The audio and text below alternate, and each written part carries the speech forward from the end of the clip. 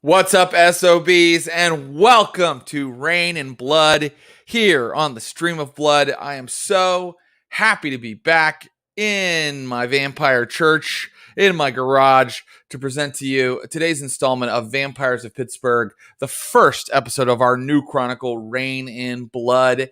And let me just say, Clinton Trucks, you told me that there was like some new cool intro. You didn't tell me that you had edited together such a beautiful kind of opening credit sequence with all of that great Will Potworth art, and that new tune you found was really tight.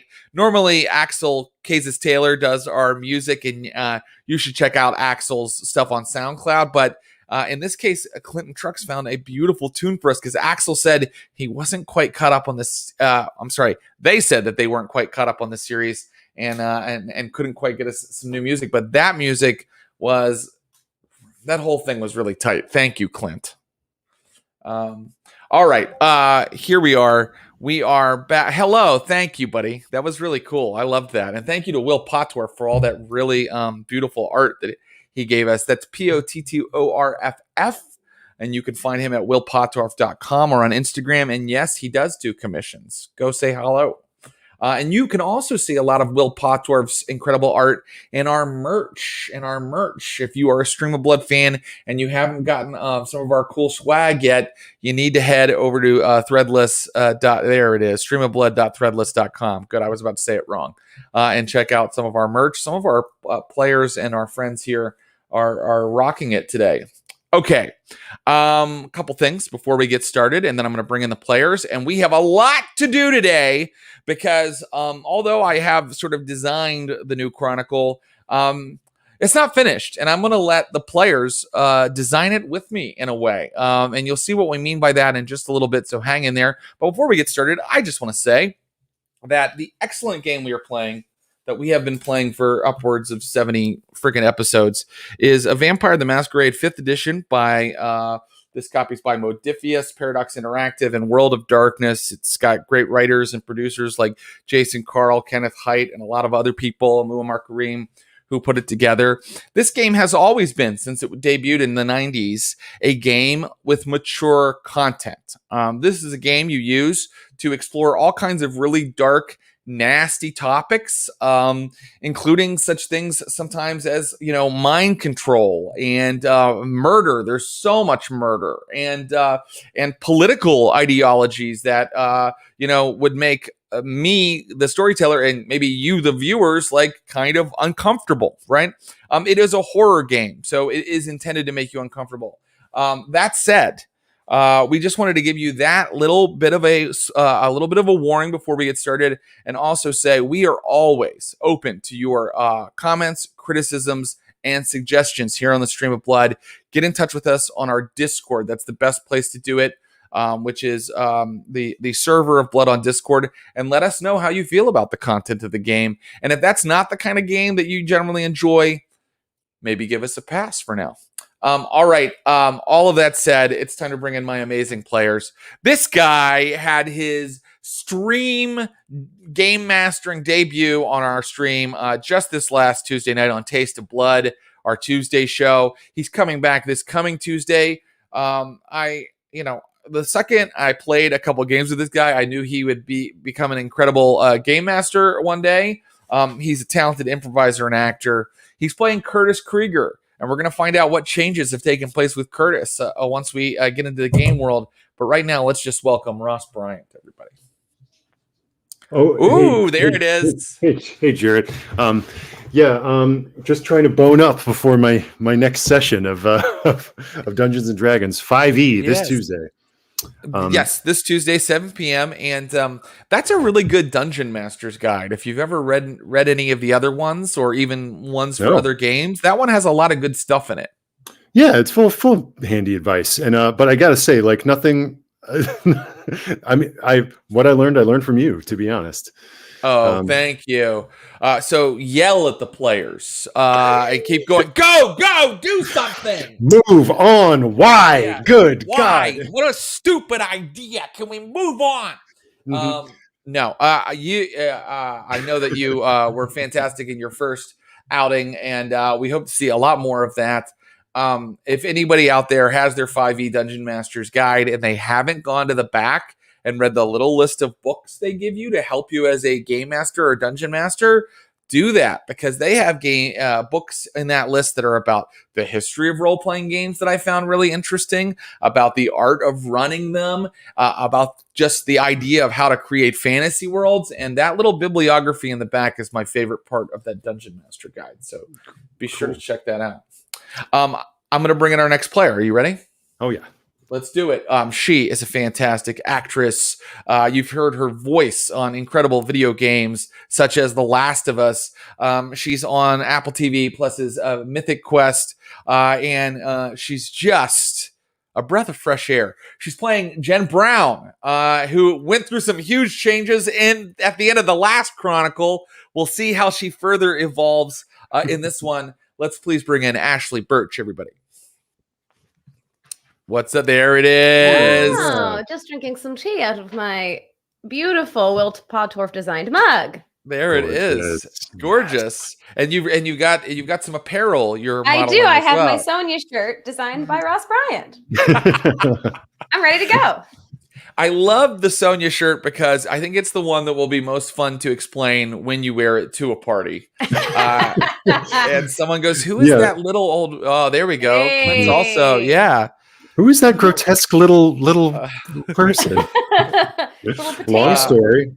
And that is a Ross Bryant sketch, everybody, and you can see a lot of his art in our merch as well. So go check that out. I really love how subtle it is as well. Like if you just glanced past me, you would think I'm just wearing a gray shirt. That's my favorite part of it. Right, much like Sonia herself. Much like Sonia herself, yes. Yes, it's obfuscated, right? That's awesome. Okay, our third player, man, this guy, he is hardcore for this game, and I fucking love it. He is a fantastic actor. You may have seen on HBO Max's Raised by Wolves, and he plays Lucius Ali, a vampire with a vision. And I think we're going to find out more about his big plans, because in this chronicle, the authorities are gone. What does the rebel do when the authorities are gone? How does he establish his utopia? We're going to find out. Please welcome our good buddy, Abu Salim. Yeah, what's up? What's up? What's up? Oh, this is exciting, isn't it? It's very exciting. Man. I kind of sent the players a little bit of an email beforehand saying, hey, we're going to be spending some XP and like planning some, because in this chronicle, it's going to be a little bit of a different status quo, that the coterie is no longer on the run. They have to kind of run things now instead of running. And when I sent Abu that email, he was like, wait, I have many questions and ideas. I got like a bunch of emails back. And maybe I do this. Hell yeah, I love it. Honestly, so I'm so in. Well, let's do it then. Before we kind of jump into the story, let's talk about what the Chronicle is going to be and how your characters look now. So I think that time has passed, and I'm not going to just say a year. I'm going to say it's been even over a year since your adventure in Philadelphia. Exactly how long, we don't have to determine right now. But in that time, your characters have still been adventuring. You've been kind of solidifying your hold on Pittsburgh, and this is your chance, your opportunity as players to kind of decide what your character's ultimate goals are and how they might reach them. And you don't have to know that right this second, but keep it in mind as we go through this process. First of all, I have given the players 20 XP to enhance their characters. And I'll just let the viewers know. One of the reasons I did that is because they were owed a bunch of XP from the last Chronicle. That's one. But the second reason is I chose the number 20 because how often when you play Vampire do you ever get your character to the point where you can get a level 4 dot in something? So now if they wanted, they could dump all that into a level 4 dot on a discipline, or they could put it into other things. So do any of you know exactly where those XP points are going? Who should I start with? I think you should start maybe with Curtis. Curtis? Okay. Yeah, sure. Amazing. Actually, wow. Wait, there's Don't a bus. everyone. There you go. Thank you. No. That's perfectly great. Sorry, So Rob. no. So okay, a year has passed, and I was thinking, so the last couple sessions, Curtis basically did the most disturbingly psychotic thing that he's probably done all game, and then felt incredible remorse about it, and we left on the beat of him saying that he wants to change. He doesn't want to keep becoming a monster. And so I think we'll just use that as a jumping off point and say that, yeah, I think in the past year, Curtis is trying to like rehabilitate himself somewhat and gain some of the centeredness, the composed self-assurance that we've seen him lashing out, trying to claim this whole time. Right, so we've seen him kind of at rock bottom now as a vampire. Boy, this is a guy that went to rock bottom as a human, then maybe a kind of a rock bottom as a vampire, and so now you're thinking about. I think we talked about maybe increasing his composure. Is that right? I think so. Yeah, I want to bump up his composure, and to get that to the next level, which would be 3, I think I've got to spend 15 of those XP. That's correct. Yep, that's absolutely right. Great. Yeah, increase attribute, new level times 5. That's 15 of those 20 XP. And you can go ahead and bump that composure up 1 dot. I'll make a note here in my notes. Great. And that also increases your willpower. So make sure that you note that as well, that your willpower goes up by 1. Ooh, Very nice. Yeah. Okay. So that leaves me 5 to play around with. It does. So you could get the first dot of a discipline with that, because they are also new level times 5. And other than that, let's see. It would have to be a clan discipline, though, because if it's another discipline, that's new level times 7. Do I have all my clan disciplines already have dots? I believe I might not be able to afford one. You have Protean, and you have. Do you have? What else? You have animalism, obfuscate, and fortitude. Fortitude would be the third Gangrel clan discipline, and if you already have a dot in that, then yeah, you already have it. So yeah, your skills, new level times 3. You could get a new skill. I'm gonna maybe pump into a skill I don't have yet. So yeah, if he's trying to grow, be a little bit more self-assured. Maybe I'll put one into insight. Great. Oh yeah, that's nice. That makes sense. Choice. Yeah. He's getting more empathy, or trying to. Yeah. Okay, excellent. And that leaves you with 2 XP. So make sure you mark that you have 2 XP left over. Okay. And that, because that'll be important later. And now I'm gonna pass the buck to Ashley or Abu. Who's ready to rock?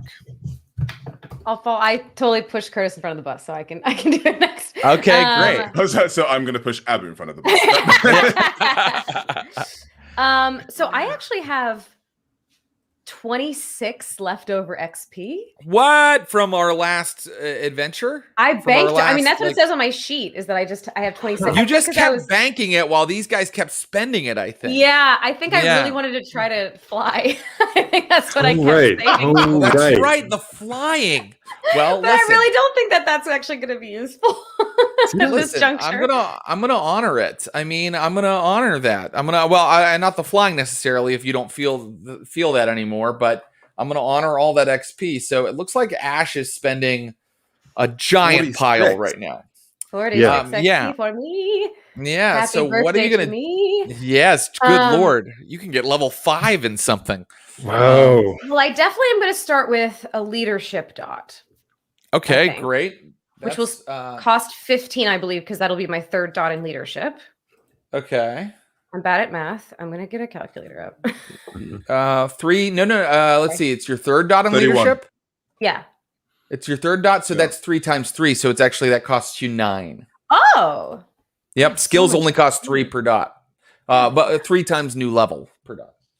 Okay, great. Is there anything... There's not a way to get like dots in like Galconda, is there? Yes, there is. There But is? we are going to spend backgrounds separately in a minute. I'm giving you guys Oh, some that's new something different. backgrounds. Okay, great. Yeah. Oh boy. Maybe I should just fly for fun. I mean, okay. I could also spend in composure. Would a cult help me at this juncture? Probably not. I don't see why it wouldn't. I mean, if that's definitely the way you see your character going. You said you were going to kind of study Galconda Yeah. about maybe redeeming vampires. That is in a cult secret doctrine. So you could okay. definitely pump some into that if you'd Maybe like. I should do that then. So Okay, I don't great. have any occult. Mm-hmm. So Oh, that would great. be 3 times 2. Maybe I'll give myself 2 in occult to start here. Yeah, so a 3. So if the first dot costs you 3 and the second dot costs you 2. Oh, I'm sorry. The first dot costs you 3, the second dot costs you 6. So 9 altogether because it's new level times 3. Does that make sense? Yes. Okay. Okay. So I have 28 left. Great. This is gonna take a second. Sorry, guys. Okay. So can I beef up any of my disciplines? I think that's a great idea. And you tell me where. So you said you have how much left? 26. I have 28 left. 28 left. Okay, so you can really beef them up, right? And so Yeah. I have you down as currently having obfuscated 2, dominated 1, aspects of 1, and potence of 1, right? And Is that animalism correct? of 2. And animalism of 2. That's right. Okay. So we need to decide what you want to do, like where you find your interests lie. Some of these are the Nosferatu disciplines, by the way, are animalism, obfuscate, and potence. So those count as clan disciplines. Those will only be new level times 5. Anything else will be more expensive, new level times 7 or something like that. Well, I don't know if, given the path that Jen is trying to walk, I don't know that she would put more dots in dominate. I might just give myself more potence for funsies. I love that final act. Jen Brown is super strong. That makes me laugh and get excited. Great. I think that's a great idea. 5, right? So that would be 10. 10 for the second dot in potence. Yeah. And if you want a third dot, that'll be 15. So that would cost you 25 altogether. And then, okay. It also seems like maybe at this point, persuasion would be good for me to have. Okay. Let's see. So you only want 2 dots in potence right now. For right now. Okay, great. No problem. And I will just say about that, I think we have to pick the specific potence power that you're taking because sometimes there's more than one. Oh, okay. So I think let me look up potence while we talk about what did you say you wanted? Persuasion. That makes sense. Just based on what she's trying to do here.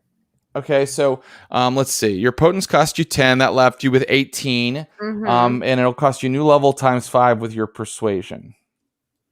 Times 5 or times 3? New level times 3. You're right. I'm sorry. That's okay.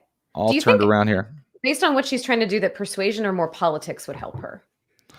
I think at this stage, politics, because she's been pretty persuasive all through, but now she needs to kind of know who the movers and players who are left over are and how to maybe manipulate them or kind of give them what they want, like wheel and deal. I think politics would be more useful to her. Okay. So I'll do that, which takes 6. Okay, here's the good news. So there's only one level 2 potence power, and you now have it. It is called prowess. You make a rouse check, and then you add the rating of potence to your unarmed damage, and as well to any strengthy stuff you're doing, any kind of feats of strength. So Jen Brown can now try to pull off car doors and do all kinds of crazy stuff like that. Kind of love that. And then how much politics are you taking? Well, I took 1 just now, which leaves me with 12. I'm wondering if I should just pop 1 more in that bad boy and call it. I think that seems smart to me. Like 1 more in there. I don't think that there's anything wrong with that. That one will cost you 9, and then you'll have 3 XP left over. Okay, great. Then I might as well just give myself a dot of streetwise. No, I don't need that anymore, really, as much. Maybe I'll do brawl because I'm so bad at it. Oh wow, that's Great. really a great idea. So I love that Curtis did a bunch of self-care and Jen Brown And became made a the Got jacked. literally just made herself a weapon. I also think it's funny for Ashley to go like, oh wait, I won't need Streetwise anymore. I'm like kind of running the city now. Brawl. But I actually think it makes sense because Ashley, you very reasonably reason that I'm still going to make you get in a fight occasionally. So and now that you have vampiric strength, it's just a good idea. All right, that is your XP with none left over. So we're starting now. We spent all that. We're starting with a fresh sheet for Jen Brown, and now my friend Abu. What are we going to do for Lucius? Dominate. Dominate 4. Yes. Came prepared. Okay, Came prepared. We talked about this before the stream. Dominate 4 will give Lucius rationalize. Now, anytime he uses a mind power, the victim thinks that it was their idea. They never realize later that they were mind controlled. Dangerous, man. Whew. A very dangerous man. Okay. Well, that was easy. XP is spent. And now I'm giving you each 10 background dots. Now, with this understanding, you already have a lot of background dots on your sheet. Mhm. I would kind of like for us to sort of just kind of wipe those away a little bit and respend them. You can keep your flaws, and I think you should. Like, for example, there are some flaws you have to keep. Like, as a Nosferatu, Jen Brown has to keep repulsive. But Right. these 10 background dots are kind of in place of the dots. For example, Jen Brown, like you had to have you lost your alchemy advantage because you Right. no longer are a thin blood. You lost your gargoyle as sort of an ally or retainer because of all that. So we are Right. kind of completely rewriting the coteries backgrounds, and that's why I've given them 10 dots. Right. When you are spending these right now, I would highly advise you to think of what is the infrastructure you've set up around you that allows you to not have to go out every night and look for someone walking through a park and feed on them. How have you set up the city to work for you now? And I'm going to now flip it and start with Abu because he's already talked to me a little bit about what he thinks he wants here. And so Abu, we talked about status, right? Yeah. So I'm gonna crank 5 in status. A status of 5. Excellent. Wow. Yeah. And now what does that mean? Status, you always pick a group of kindred, and I'm going to make it the kindred of Pittsburgh. So it doesn't count for Curtis or Jen, but the kindred of Pittsburgh really think that Lucius is a big deal. Great. Yeah. So that helps a lot, right? And I think us, like yeah. like again to kind of to rationalize it, the idea is basically that I think after the fight with the Inquisition, and that kind of spurring moment that I kind of Yes. was like go through the path of Cain, I think that really aided the sort of people's thoughts in regards to who is this guy. So Yeah. that's basically what's gonna happen.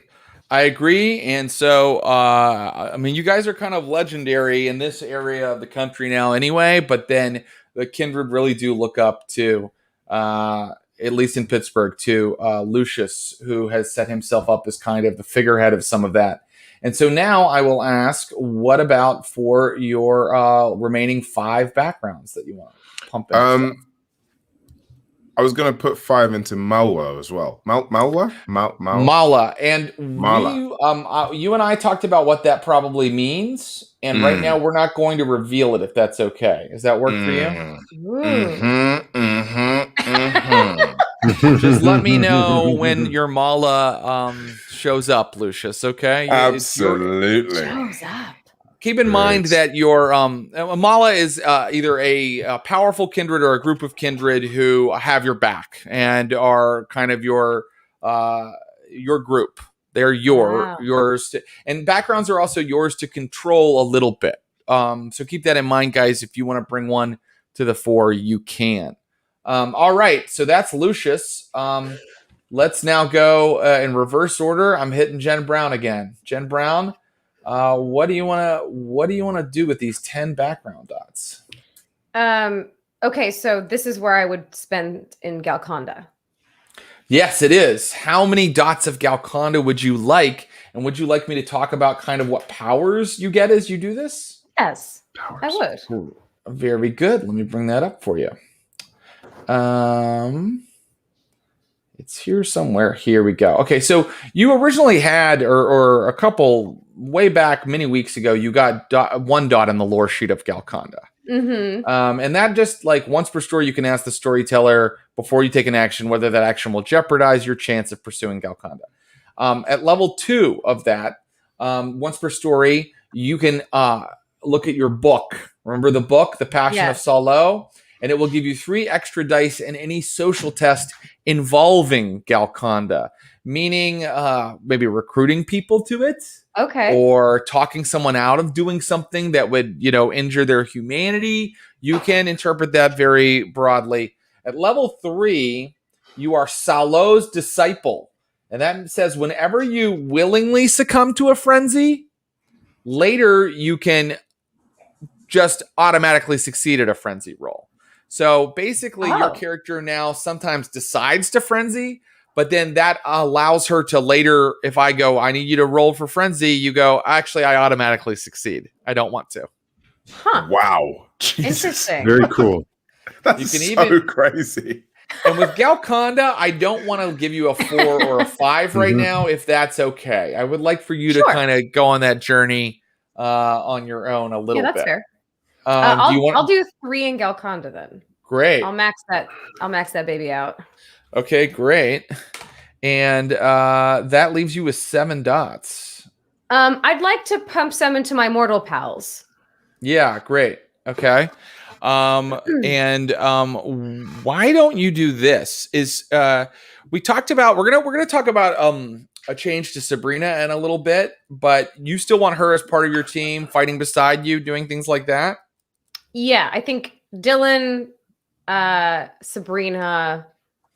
I mean, Clara is Lucius's touchstone, but I feel like hopefully we've maybe formed an independent relationship over this year as well. Your touchstones are always in the game, but if you pump dots into them, I'm going to allow you a lot more sort of decisions about what they do. Does that make sense? Or your allies, so Clara has always barely listened to Lucius, and now she's a vampire hunter. We will find out, but since Lucius isn't going with a lot of dots in Clara, that's okay. She's still your friend. She still hangs out, but you can't really tell me as the player, no, she does this now. I've decided, right? I can kind of have some storyteller fiat there. So what do you think? Do you want to just pump into allies for each of these people, or what would you like to do, Jen Brown? Yeah, is it like a collective group? Like if I pump into allies, then Vagabond and Sabrina and Dylan are all beefed together, or would I have to do it individually? I think that generally you can call it a group. So here's what I'm gonna pitch to you. Okay. Okay. Why don't you put the remaining dots into allies, and that's Jen Brown's killer staff, right? Nice. And that's 7 dots of allies. So you just have the grouper staff that kicks ass and is your fucking guy in the van and everything anytime you need them. And sometimes I will roll for them as a group with all 7 of those dice to see how well they succeed at stuff. Okay, so they're loyal mortal allies that we didn't have to ghoul. Exactly. Yeah, they are ride or die for you. Great. Hell yeah. Okay, so we'll go for Ashley, for Jen Brown, we'll go. Can I even have 7 dots? Well, I know that it only goes to 5, but I'm allowing it because we'll just go down to the next line and go boop boop. Whatever. Okay. Cool. Okay. And then there you go. That finishes Jen Brown's backgrounds. Nobody has really told me how they're using these to feed yet, but I mean, maybe we'll figure it out. Oh, I was going to say for the allies, I think that would be part of it. That I think I would probably go back into the stealing blood from hospitals tact. Yeah. Just because, okay, great. I was going to say, actually, sorry. I also have an idea, but Oh yeah, go for it. No, yeah, hit it. Yeah, hit it. Okay, let's go to Curtis, and then we can continue to discuss this. I'm not like, and so it is decided. Yeah. If this doesn't seem right, just holler. So, yes, my friend Curtis Krieger, where are you putting these 10 background dots? I think I'd also like to take 3 in Galconda. I think Curtis is on a path. I think this is like the really trying this time, and it's like that thing of somebody who's gone through a rock bottom crisis, getting really into spirituality, and he's trying to make this work. And even though he maybe doesn't grasp it in the same way that Jen does, I think it really speaks to him in a very in a loud voice. Okay, great. That's excellent. So there you go. That's 3. So you have 7 left. So here's my idea, and tell me if this is too complicated. I'm like, this is a television show I've never seen. I just know it exists. It's called Pit Bulls and Parolees. It's about a pit bull rehab facility that staffs people getting out of prison or on parole. Right. And they sort of work with each other as this kind of like mutual rehabilitation. Oh. So I was thinking I would love for Curtis to have formed a relationship with an organization kind of like that, like a dog rescue. And this is so wholesome. But here's the rub. I think with his animal, with his feral whispers abilities, he's able to like literally talk down aggressive animals. And because of how useful he is to this organization, I think he may have formed a partnership with them. And these are people who can maybe keep secrets with him. And I think that the staff of this place are allies, but they also allow him to feed on them. Should we call them a herd then? And would you like to split your dots? You have 7 left between like herd and ally, right? Yeah. Like so, maybe like 3 herd, 4 ally, or 4 herd, 3 ally. Are they mostly? Do they mostly provide sustenance, or do they mostly provide backup? Let's go 4 herd, 3 ally. That's right. Okay. I think the backup are the dogs. I love the idea that like Curtis can roll up somewhere with like not just Ruby. Oh my but, god, like a fucking 20. Wow. 20. Oh my god, you have a pack of so pit bulls. cool. You can summon pack of pit bulls. Yes. That's really something. Jesus. I love that. That's amazing. That's done. Surely you can sometimes share your herd with your friends if that is something you feel comfortable doing. All of these things, can also sometimes cause complications for you all. Having high status even means that if someone has a problem, they come to Lucius, So just keep that in mind. But mostly they are things that you can use to your benefit. And be sure to tell me, the storyteller, no, I want to roll this and make this happen using my background. Okay. Now we're going to just decide, where is the haven now? This crew has been through so many havens just in the lockdown chronicle. But even before that, there were a couple havens. So I want to know, I want you guys to discuss where you'd like it to be. I mean, Abu, you told me that you were thinking maybe going back to Economy Village. Yeah. So like this is actually my pitch to the team, basically. Yeah. And let me know your thoughts because I don't know, because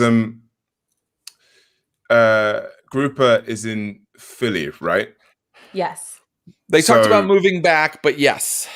Okay, right. So yeah, I was just thinking the old Economy Village, it would be really interesting to sort of, because we've already put money into it, there's already some form of, we could actually completely change it up and make it something that is full of knowledge, full of education, full of secrets, as well as a space in which we all feel kind of comfortable operating in.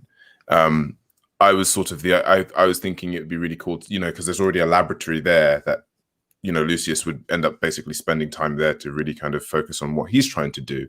But also with the fact that there are, there's a library of information, and we found those 2 incredible books there. There might be even more. We could have even have gutted it and tried to find more information of what we can in this space.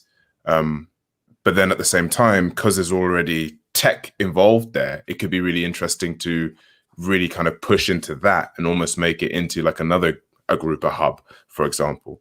But that was just an idea that when we got the email, my head just went whirring on. But yeah, I like that because we've also it's sort of bold in a way because we took down the Camarilla, so it's a bit of a they knew where we were, but they're not a threat anymore, so we're just gonna go back. I think that's come get cool. us. Yeah. Well, that's great. Let's just Curtis, how do you feel about that? Does that work for you? I think Curtis is that maybe hackles raise a little bit at how visible that is. But if you feel confident, then yeah. Well, no, but what would you say that Curtis would have? I think tried to, yes, definitely wants a tech haven for our friends, but something maybe more off.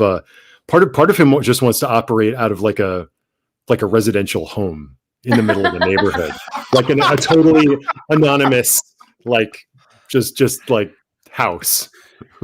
This is maybe a bit prideful on Jen's part, but symbolically, I sort of wonder about going back to the Cathedral of Learning. Oh shit! Oh, okay. What is? Yeah, so that's what actually a is cool idea.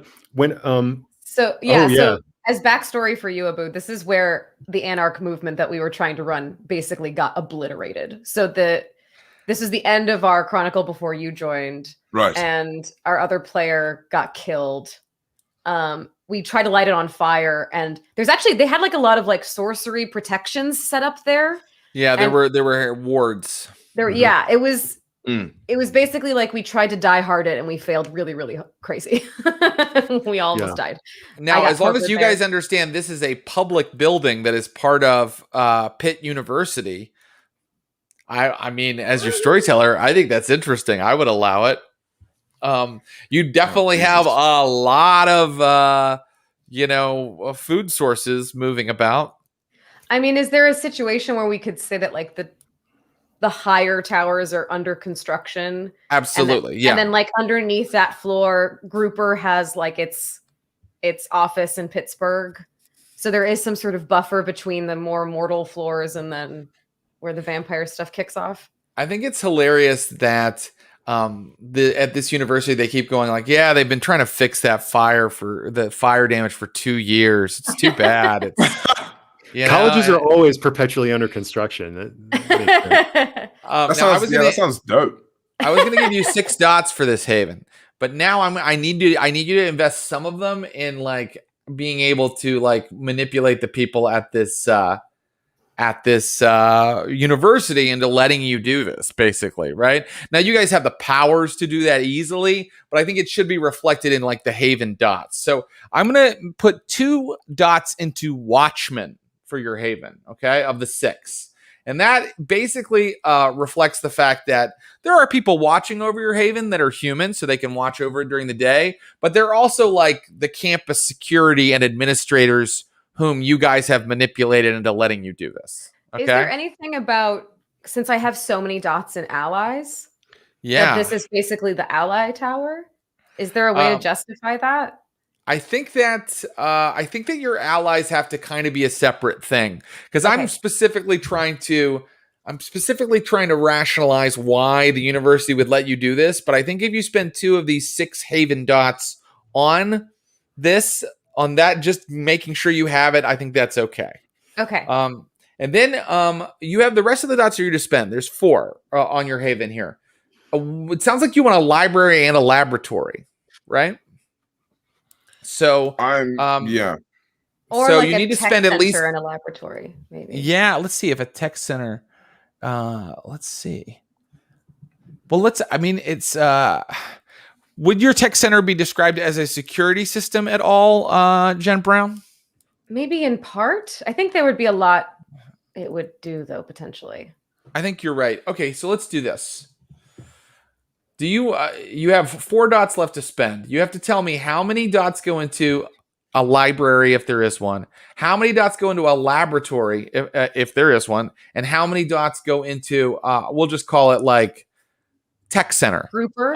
That's not in the book, but I know what you mean by that, so I'll say of course. Could I?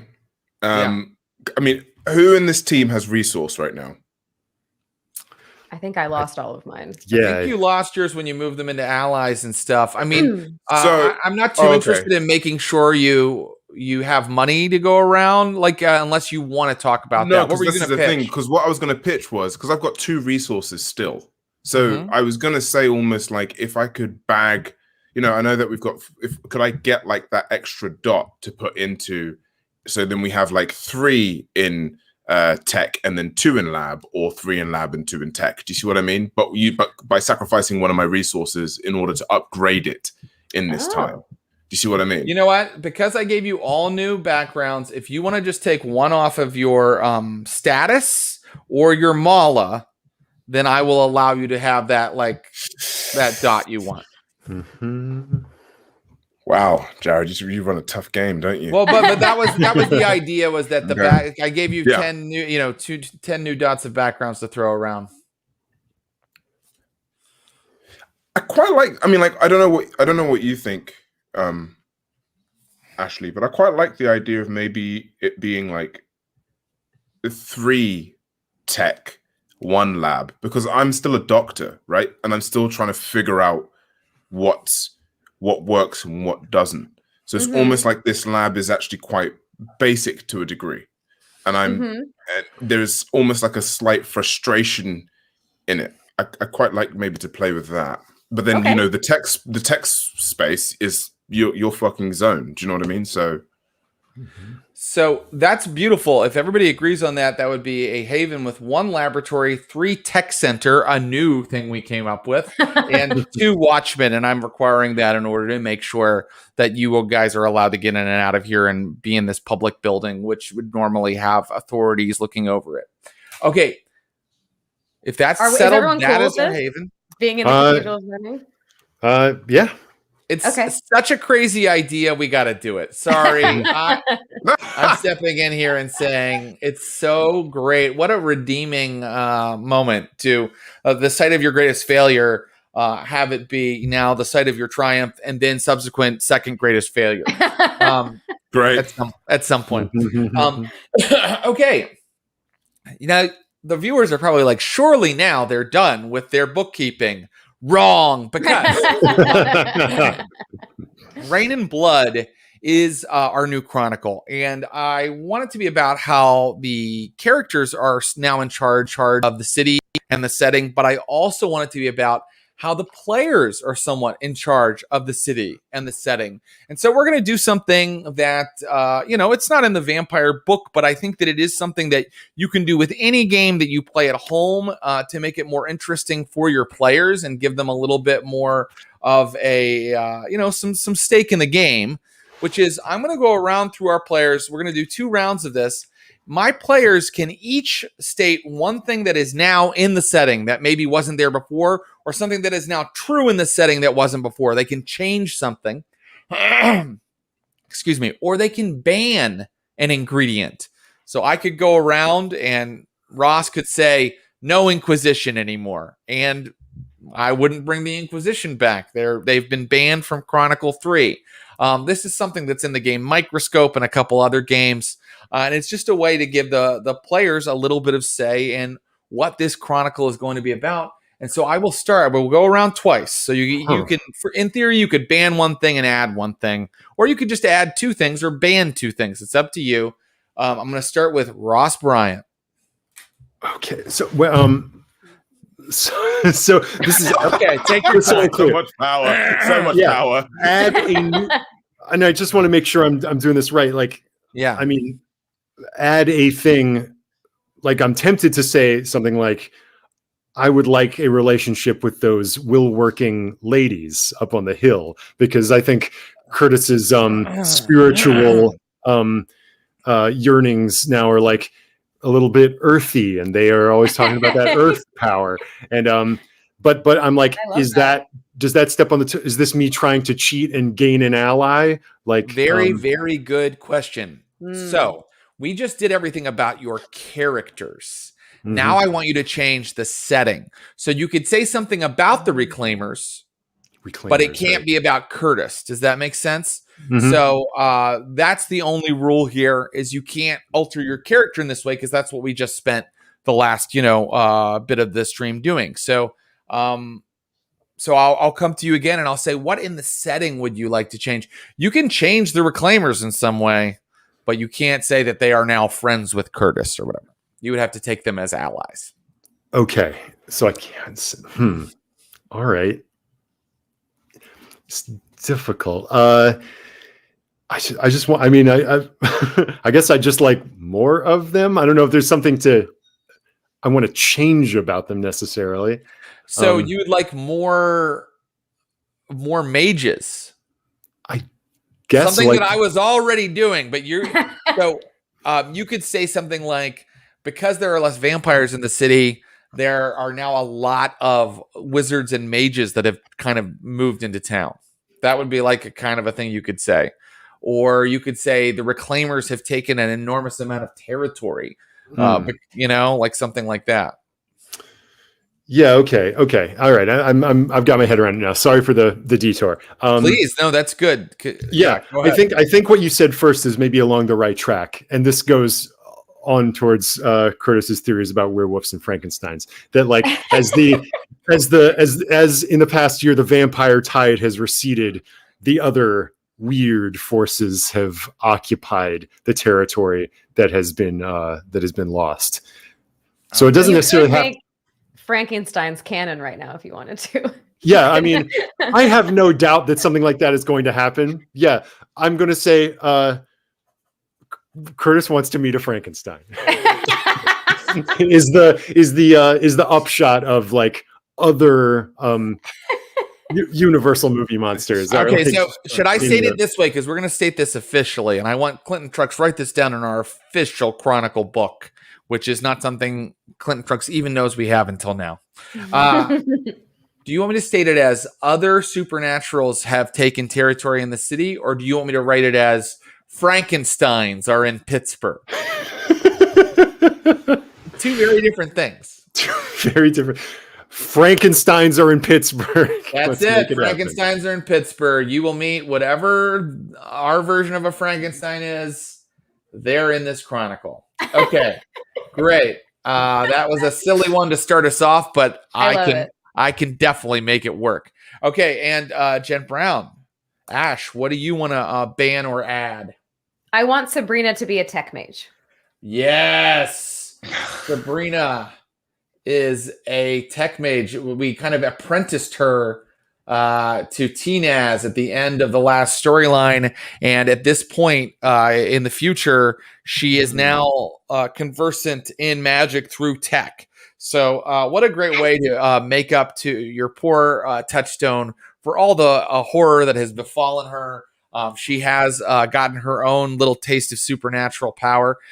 Is there anything you want to elaborate on about that? Like, what do you have any thoughts on what she's doing with it, or?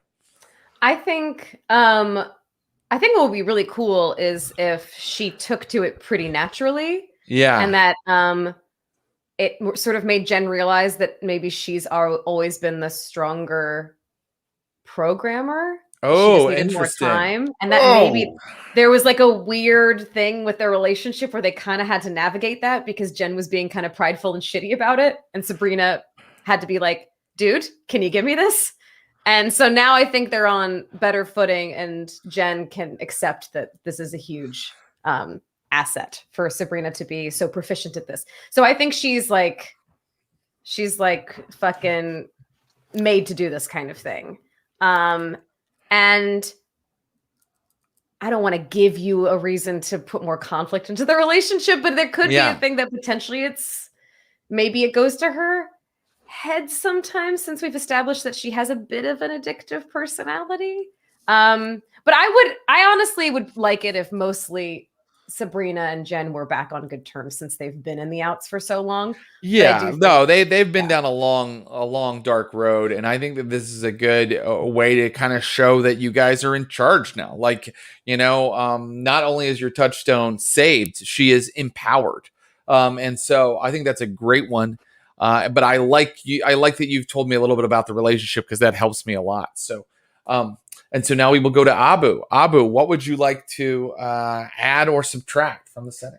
Clara's a vampire hunter. Clara's a vampire hunter. Well, literally, I was about to say, could Clara be like, it's not even a vampire hunter. She's like a supernatural proficient destroyer. Yes! Like, Total badass. The point where she is, it's almost like she took again, she was kind of wayward. She didn't know what she wanted to do. I kind of directed her slightly, and now she's just like werewolves, not a problem. Witches, she can smell them. Like it's almost quite disturbing how proficient this girl is. The past year is just one big training montage of her just becoming literally like. Well, that is a quick a quick rise in ability, but that's okay because I'm writing this down, and this was something I saw in the chat. Clara is the chosen one. And Clara, I think she is not. Yeah, she is exactly what you say. To the point where you're almost wondering if it was more than the training, right? And so that is now canon. That's done. Yes, great. I love it. So just to review, round one gave us Frankensteins are in Pittsburgh. Sabrina is a tech mage and Clara is the chosen one. And now we're going to go around one more time. People got me feeling so free. We're going to drink some blood. You can ban or add. Ross Bryant, your turn again. What'll it be, buddy? Ban or add. Okay. And you don't have to ban if nobody feels a ban. Yeah. This is me. Okay. I don't know if this will. When last we left my former touchstone, Craig, he was working directly with the Odessa mob in Philadelphia. Mm-hmm. I think maybe now Craig is running it. Oh my God! Oh my God! No. My heart. Mm-hmm. I had the same reaction. I left a power vacuum. Oh Fuck, man! What, I think it's going to go away just because one guy died? No, yeah. I like that, really Ross. Great. Your two add-ons could not be more different. Very grounded, like naturally, like narrative compelling, and then Frankenstein, and then also Frankenstein. Frankensteins. All right, Ash, you get a second one. What'll it be? I have a feeling that this is maybe not going to fly. My first thought was, I think this maybe doesn't count because it would be giving us an ally. But my first thought was that we finally found an elder vampire that is aligned with our values. So rather than it being like a constant power struggle between like us and Mary or us and I'm forgetting Curtis's vampire daddy's name.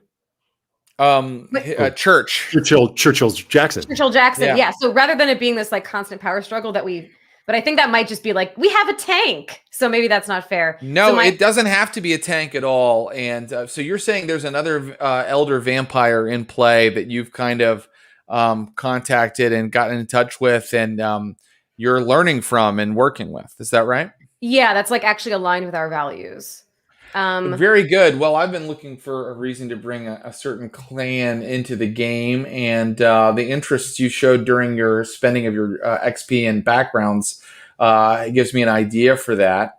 And alternatively, which might be more fun, honestly, for the story.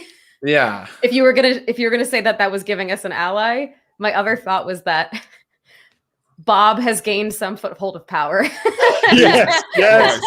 Oh, yes. Oh, forgot about motherfuckers that, but they forgot about Bob. He's coming back, baby. I can't wait. And we let him go, and he came back, and he amassed some sort of form of power. Wait, okay. So if you're sure you don't want to go with the elder vampire, would you like to say that Bob leads the movement against your leadership? Oh man. I mean, honestly, for Don't do Jen's this. sake, she should have. I would love for her to have an elder vampire mentor, but I just feel like it's so fun for Bob to be an actual problem. I'm gonna leave it to my coterie mates. I think we should go with that one because I do think Okay. like getting the advice and power and help would be kind of a character change for you in a way, Yeah. you know.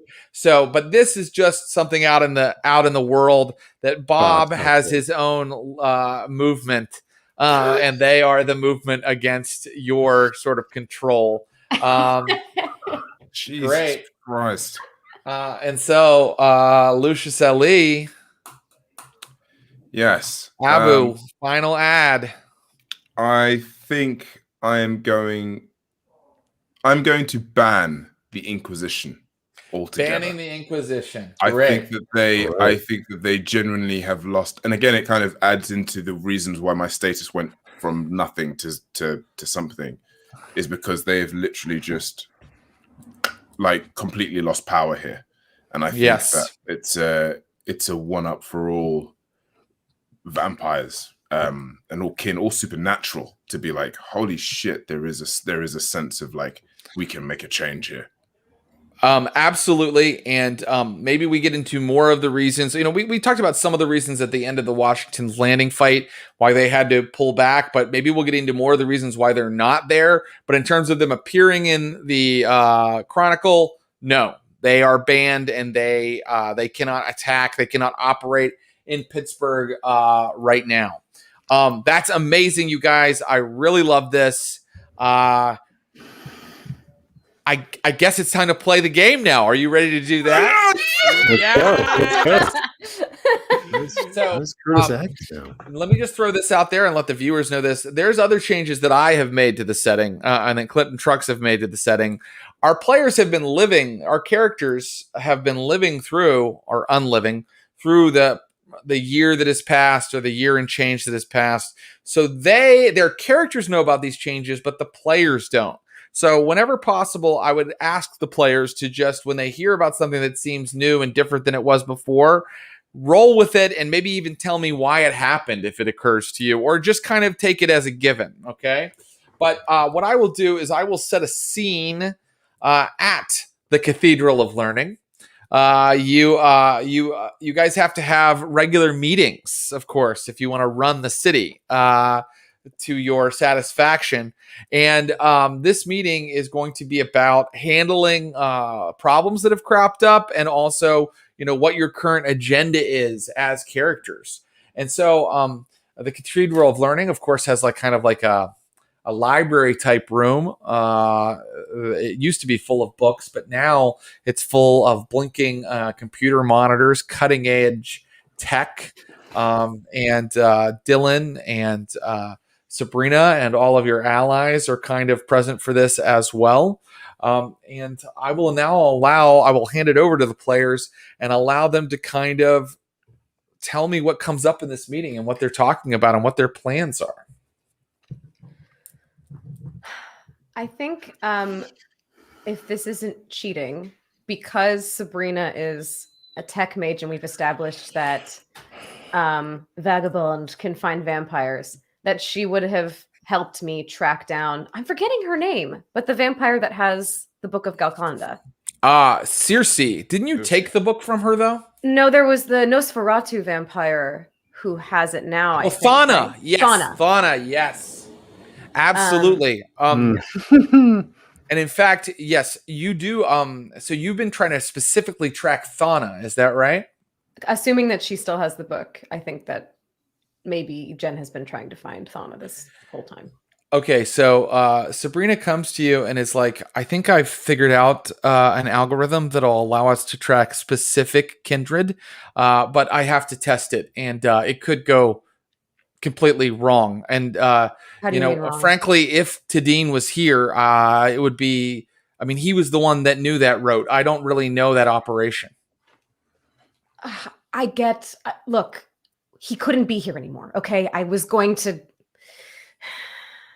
it was a lot having him around. And you're better than him anyway, okay? So just I know I'm better than him. It's just that he's been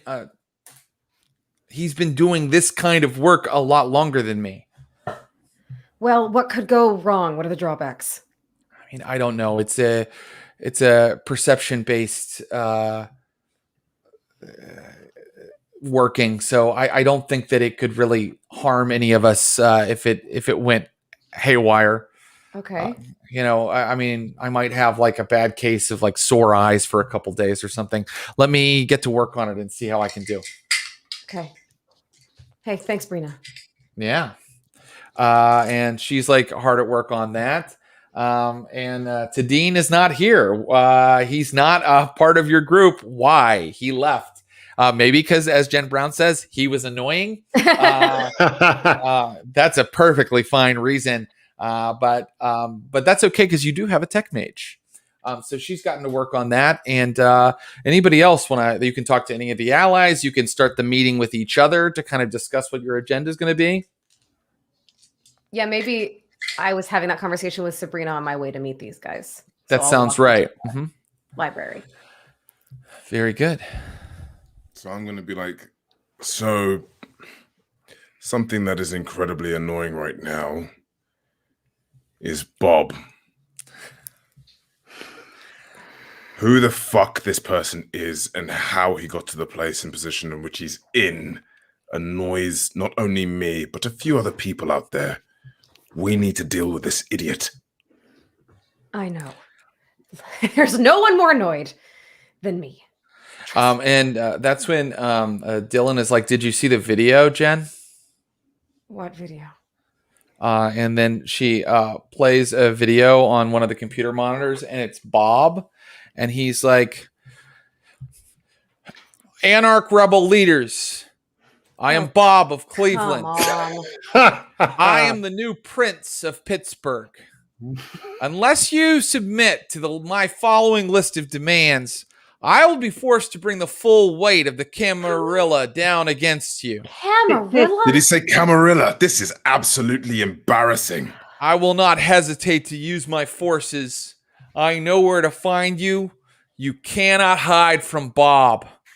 Seriously, guys, I'm serious this time. So look at my demands and think carefully about whether you want to mess with the Camarilla. All right, Bob out. Bob out. Look, all I'm suggesting is that rather than going in head, because I don't even want to fucking eat the guy, the best way of probably dealing with him is to maybe convert his masses to our cause. I feel like that is the best way of handling this situation. Lord knows how he got into power, because he has no power. I mean, look at him. What? He's a vacuum of charisma, I know. He must have something else he's offering people. There's no way that anyone would follow that guy. There's got to be someone else operating, pulling his strings. I mean, they're setting him up to take a fall. They probably want us to go after him. How many people does he have under his leadership right now, Lucius? Were you able to determine that? Can I use my leadership and status sort of stuff to realize this? I think that you can. Let's see. Well, who had politics? Also, like, I'm not a tech person or whatever, but what was that PowerPoint of his? I've got 3 politics as well, by the way. Okay, great. Yeah, anybody that wants to roll intelligence plus politics, and the amount of successes you get will be the amount of info I'm about to give you. Is it fair to say that we're at 0 hunger? You are all at 1 because vampires generally rest at 1. Right, because we're not killing people. Intelligence plus politics, yeah? Yes, sir. Okay. And Jen, you can roll it as well, of course. Great. 4 successes. I've got 5. 4 successes, 5. Oh my God. So he's not been very good at hiding his movement from you. In fact, he's a complete fuck up because the Camarilla aren't supposed to send video messages to people. So he's really, really bombing it. And so you know that his headquarters is the Economy Village. Oh my God. Fucking guy. Yeah, you know that he has like 11 vampires with him, who are 11? For some reason die-hard Camarilla people. But for some reason, you're right. He would not be able to lead that many people. And so you suspect that there is someone pulling the strings, just as you said. I'm confirming it with your die roll here. And I'm even, because you guys got so many successes, going to tell you think it's got to be Bex, right? Because Bex was still out there, still working for the Camarilla. And also Bex is not like a kind of like, I like to like lead type person. She's like I like to kick ass in the dark kind of person. Like I like to kick ass from the shadows. So it's quite possible that she's really the power behind Bob's throne. That's your best theory. So I'm then going to suggest then, listen, if we are really thinking that Bex is probably pulling the strings, allow me to talk to her. We have history. Good history. I feel like maybe I could talk to her in regards to maybe pulling Bob away from us. I don't know. Bex has been diehard Camarilla since the beginning. Yeah, I you think better it would be be pretty maybe. convincing. We've only tried to kill each other 3 times. Yeah, but Look, I'm with you. I don't want to go into this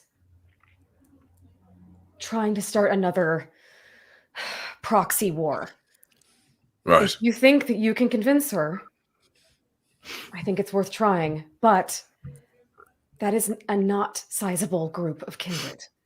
I know. If we're trying to go in without leaving just chaos in our wake, I think we might need to prepare for more than just you going up against them. It could go pretty bad pretty quickly. Trust me, Jen. I got this. Okay, great. Sounds like Lucius is going to go have a little talk with Bex, if in fact that's who is pulling Bob's strings. And you know where their haven is because he's so bad at this. Okay. Any other business, kindred, assembled kindred?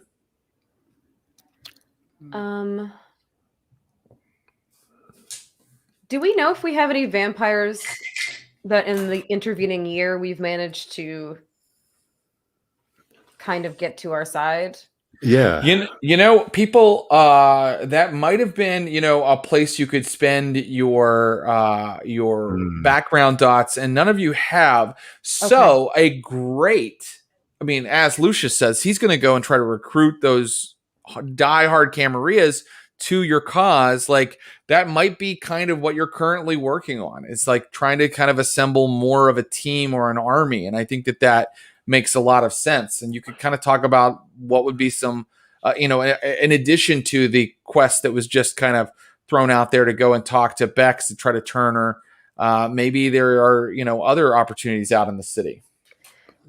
I was going to say, what is the threat level at the moment when it comes to like the reclaim, like the witches? Is it because again they use? I think Lucius almost says another thing that I have noticed is this almost increase in, let's call them mages for now. But the thing is that they use our blood in order to access powers in which we struggle to fight against. Now, this could either pose as a problem in the future, or right now. My point is that has anyone got any idea on what their aim is, really? In fact, I'm just going to let you know, Lucius, since you brought it up, that the Reclaimers have ambushed you several times when you've left your haven because they're angry about something you may not have told your coterie mates that happened when you and Clara visited their holy site. Yeah. And so every time you leave the Cathedral of Learning, you don't know if these suburban housewives are going to pull up in a minivan and try to drain your blood using ceremonial daggers. And in fact, I'm even going to throw a flaw called enemy, the Reclaimers, onto Lucius's seat. I totally forgot about that. My point is that we need to deal with this issue and problem. These are only, to me, that I see are the real threat to our cause to actually increase and prosper in this world of which we live in today. If they want blood and we can provide, and there happens to be a certain extraneous vampire sending videos around town, perhaps we could give them what they want. Beforehand, I'd probably agree with you, but now I think that's terrible because simply we are strengthening their numbers. What happens when they've completely exhausted Bob? Then they come for us. What stops them from draining one of you? What are we trying to do here, gentlemen? I thought we were on the same page about this. If we declare war on the Reclaimers, if we start creating conflict with different groups, we are the Camarilla. There has to be something that they want. There has to be some sort of equity that we can achieve between our groups so that we don't have to be constantly looking over our shoulders. That's what we should be working toward. They want me, Jen. What do you mean?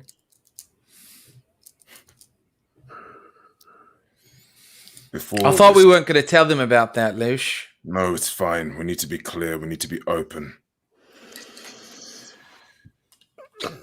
Tell us what, Lush?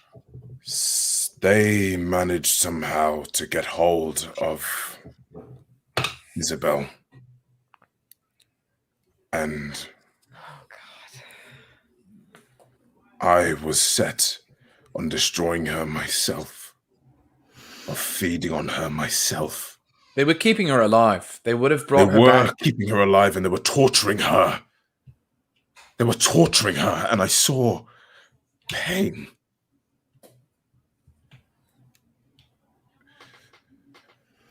So I destroyed her. Without anyone knowing. Yes, so long story short, they never got the payment that I guess they were promised. So they've been chasing you for a year. Yes. Yeah, and I also think they have some kind of curse on him because, like, every time he drives, he hits all red lights. That's just my fucking driving. Lucius, why didn't you tell us about this? Because I knew that... I don't know. Back then, I thought that maybe you would judge me. Whereas and now... Jen takes off half of her mask. Well, yes, okay. No, you're right. Apologies. Look, I made the deal with them. I made the deal with them initially. I mean, they only dragged her away because I got burned to a crisp and couldn't come through for them. Maybe I can settle things with them. If they're not willing to talk to you, perhaps they could get a better sense of what would let bygones be bygones so that we could have a little bit more equity and balance. We're supposed to be their original payment. What if they just take you? Then I got to convince them that I can provide someone to take my place.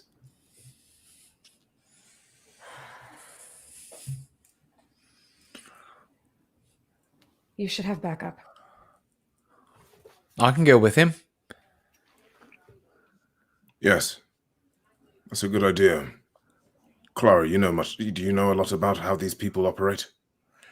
I mean, yeah. So based on what I've learned, they can't. It's not easy for them to do something that would look like magic, right? Right.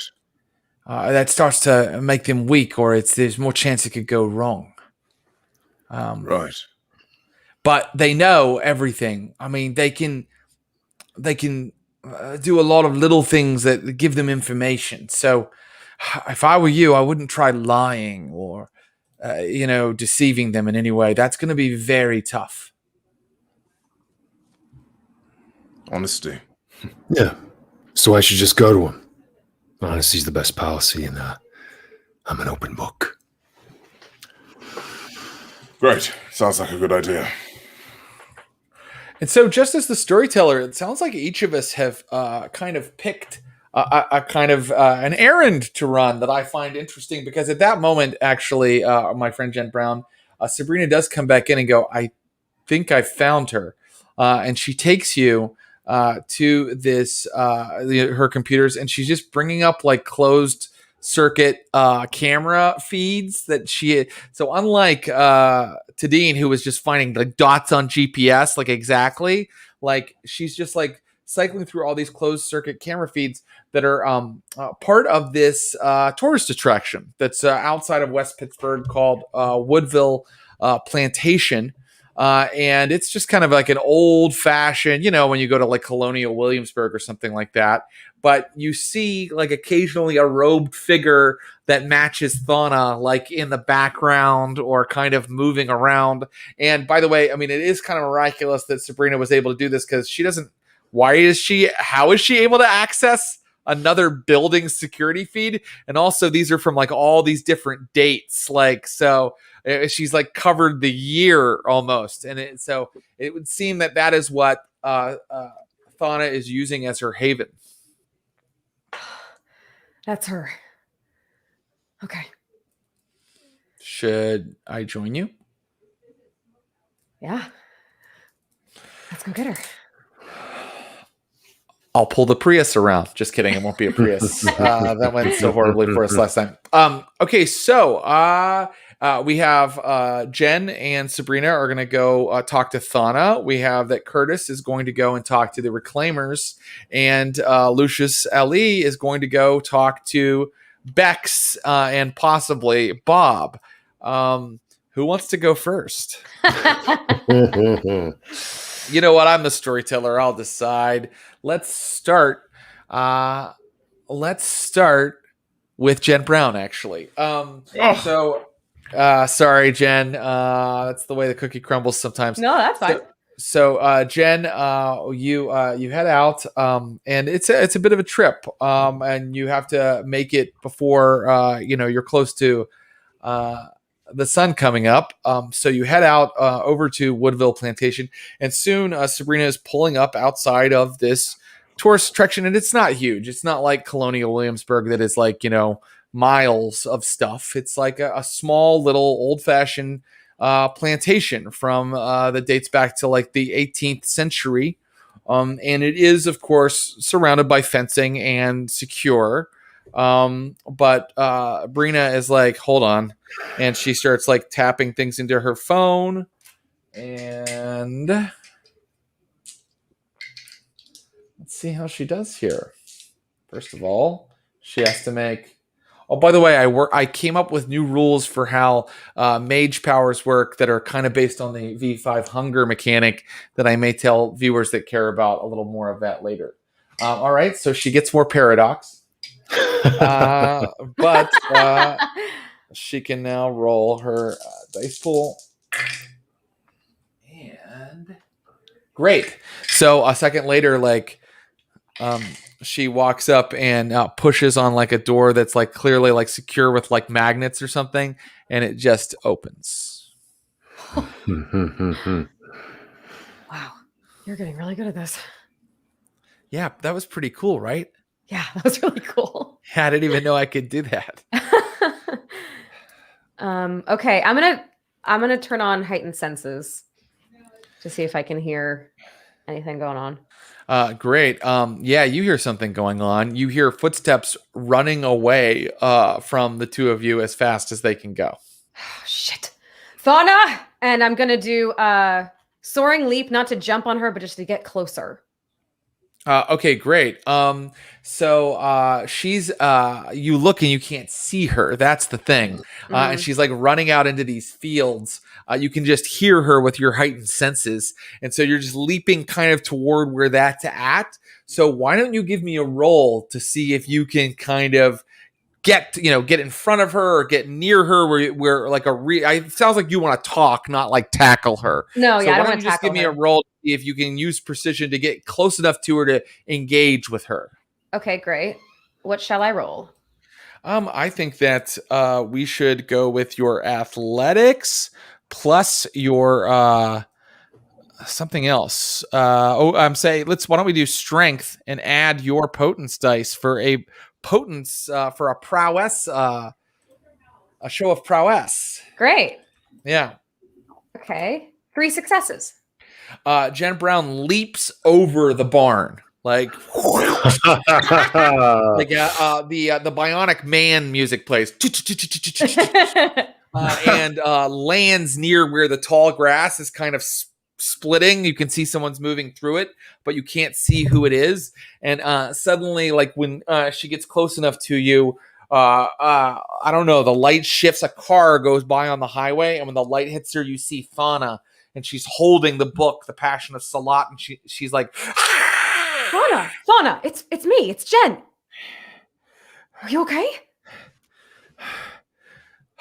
I can trust no one. What do you mean? What's going on? Is someone after you? Someone has committed a great and horrible desecration, Jen Brown. What are you talking about? Mary. I'm talking about Mary. What happened? Why should I tell you? You've abandoned the path of Galconda. What do you mean? I haven't.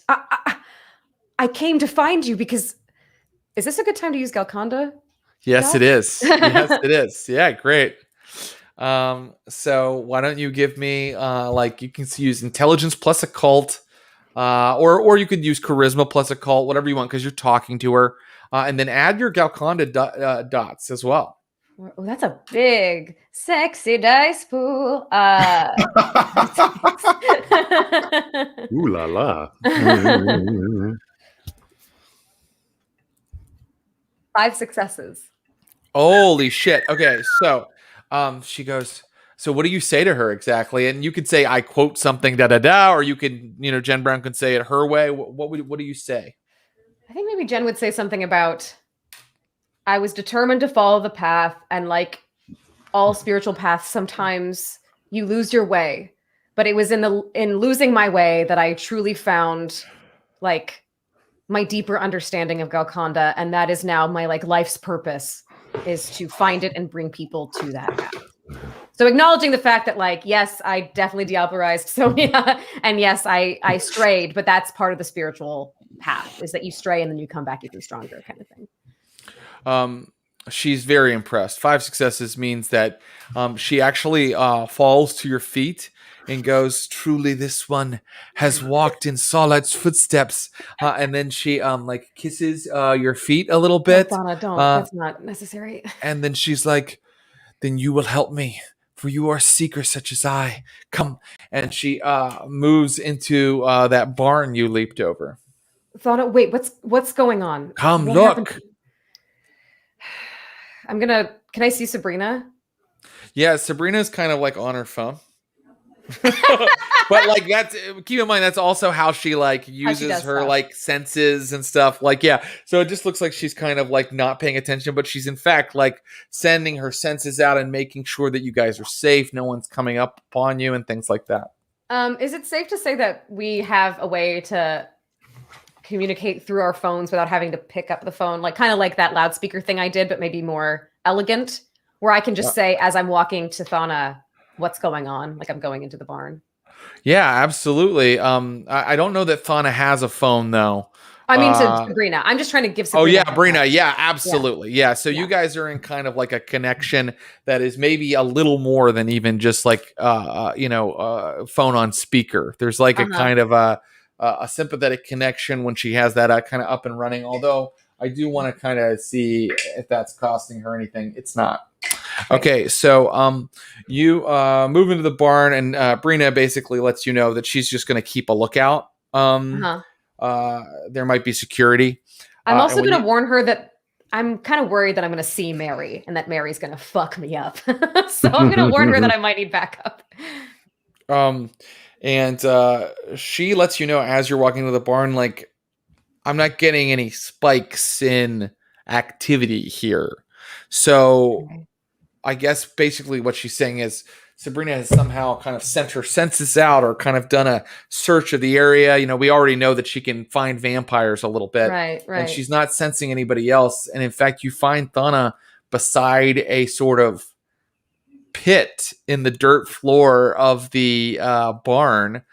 She actually has to move some like wooden boards aside that serve as sort of, and this is an area people aren't supposed to go in if it's like when it was or when it is currently a tourist attraction. And there's just a big hole in the ground. And she says, I discovered where Mary should be. When Mary left us, I believe that she was disgusted with our failure and went back to the earth to meditate and to wait for the next generation to help her. But she's gone. Someone has taken her. I believe someone has pulled her out of her resting place. How recently do you think this happened? I tried to arouse her myself for weeks, but I had business elsewhere. I wasn't here for weeks at a time, and when I returned a month ago, Mary was gone. I do not believe she left of her own will. I tried to communicate with her, and she was in deep torpor. Do I know how recently Bob's rebellion has sprung up? Is it in the last month? It's a little longer than that. Okay. I'm just going to warn. Who is Mary, by the way? Mary is an elder vampire who is also sort of a religious zealot who we had like a sort of shaky alliance with. But she's the one that killed our last coterie mate. She threw him out a window. We don't know that. But she was very, very powerful and very dangerous and was always on the cusp of maybe ripping her heads off. So it's spooky that she's out somewhere. So I'm going to just shoot off a quick text to Curtis and Lucius and say we might have another issue on our hands. Very good. And now I would like to get Thana to come back with me so we can go back to the Cathedral of Learning together. Your 5 successes with your Galconda, that seals the deal already. I'm not going to make you roll again. And Thana kind of talks about how, she understands that Mary's philosophy was different than that of Galconda, but she believes that if she could bring this knowledge, and she holds up the Passion of Solo, to Mary, that Mary would see the wisdom in it. And she would finally find, and even new words for her own philosophy, a new path for her own philosophy. Mary was very much about like becoming one with your beast, which she said was actually an angel inside of you. Not quite what Salo was talking about, which is more of a slightly Eastern sort of mindset about, giving up on your desires and physical things, like your thirst for blood. So is it fair to say that Thana has studied this whole book in the intervening time? Oh, yes. Okay. So she could help Jen kind of learn more about it too. I think she has. I think because you guys have 3 dots in Galconda, you also have somehow been studying it elsewhere, but now you can pull resources together. And maybe you have your bishop or your preacher for your little group. by bringing Athana back, and so she gets into the Celica or whatever you're driving now with you and Sabrina, and she's heading back. And now I will hop over to our friend Abu. Could I very quickly? I'm so sorry. Oh yes, please do. Yes, please do. Very, very quickly before we go back, can I look around the barn to see if there are any vestiges of any clues to who might have taken her? Any sort of like Batman investigation mode that I can kind of see. If that's very interesting. Actually, that's such an interesting thought. Give me a wits plus investigation roll, and you need to get something like 4 successes to even get a clue. Okay, can I add anything to that? Can I add my potence to that? Well, that would Not be potence your potence is strength, but would you like to add your heightened senses? Oh, sure. Add a dot of heightened senses to that. So 1 die. Okay. 4 successes are necessary. Yipe. That's going to be Duffy McGuffey. Oh, I'm going to spend a willpower. I got 3. So I'm going to spend a willpower. No! I only got 3. Don't worry, guys. Jen Brown is back. She may have changed a little bit, but not that much. I think that I'm going to let you succeed a little bit. You think that you ask her whether all of this stuff has been, because there's stuff that's broken, whether all of this stuff has been broken this whole time. And she says, no, it was like that when I got back. But the problem with finding it, so it looks like there might have been a struggle or some stuff that was kind of tossed around in here. But the problem is this happened weeks ago, whatever happened. And so it's really hard to kind of get a clue at this point. I couldn't have blood surged, right? You could have. But I think, well, do you want to do that? I'll allow you to roll the extra dice from it. Okay, yeah. Add 2 dice and make sure you rouse. Yeah. Okay, I didn't get hungrier. Okay, I have 4 successes now. Really? You do? Okay, yeah. Great. Great. Let me see. How could I pose this sort of clue? I'm going to say, because you're using heightened senses, that you detect very, very faint and now inert, meaning no longer useful or no longer vibrant, traces of vitae in the and you recognize the vitae. You recognize sort of the smell of it, and because you have 4 successes and you're using heightened senses, this like these little dried bits of blood. Like, you can't quite pinpoint who it is, but you know that this is a kindred you've come in contact with before, and that definitely this isn't Mary's vitae, because it's very hard to even get a cut onto Mary. So whoever was here had some kind of altercation with Mary is a good, and it's someone you know. Okay. Let's see Mary, Clint. I see you have her up and ready to go. Yeah.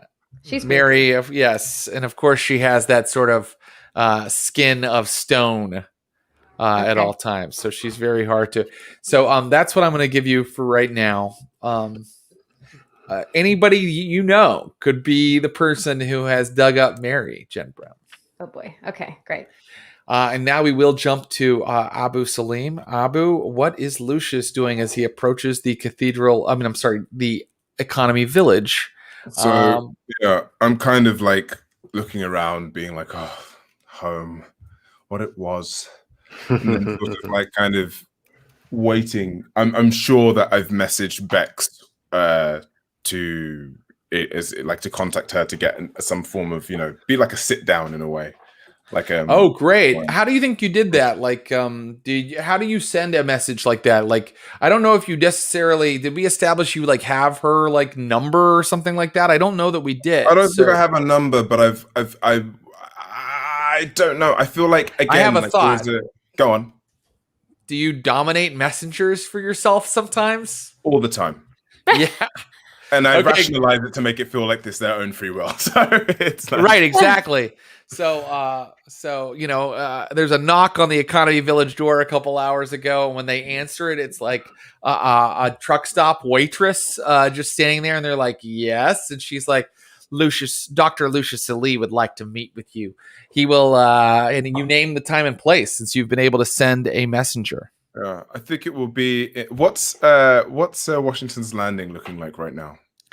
It's looking like a mess, but it is, like buildings were torn apart. I think it's abandoned. Shit? Brilliant. It's abandoned. That's the place. That's where we're meeting. Great. Just the greatest hit. Mhm. And so soon, and tell me everything you specified in your message through the dominated truck stop waitress. Did you tell them like who to bring? Who was invited? I said Bex. Only Bex. Only Bex. Bex and maybe Bex and crew if need be. Like in brackets, can come if she doesn't trust me. For example, meet at Washington's Landing, reliving memories as we do. Okay, great.